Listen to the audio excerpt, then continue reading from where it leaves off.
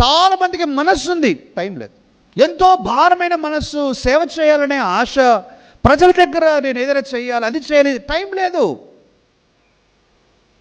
చాలామందికి మరీ మిగిలిన వారందరికీ చాలామందికి టైం మాత్రం బోల్డ్ ఎంతో ఉంది, మనసు లేదు. పొద్దున్న నుంచి సాయంత్రం వరకు టైమే టైం పొంగి పొర్లుతున్న టైం ఉంది, మనసు లేదు. అది ఎవరు కనిపెట్టినారో కానీ, యూట్యూబ్ షార్ట్స్ అని, ఫేస్బుక్ రీల్స్ అని కనిపెట్టిన వారికి దండం పెట్టాలి ప్రియులారా. మనము అందరినీ కట్టిపడేసినారు, బయటికి పోకుండా కట్టిపడేసినారు. అలాంటి అలవాటు లేని వారు ధన్యులు.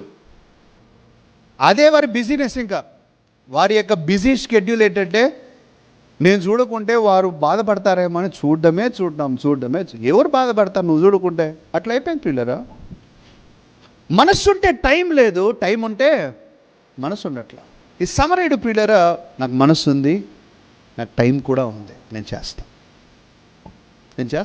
ఈ వ్యక్తిని నేను రక్షించుకుంటా. బంధువా, తెలిసిన వ్యక్తా, తెలియదు, స్ట్రేంజర్.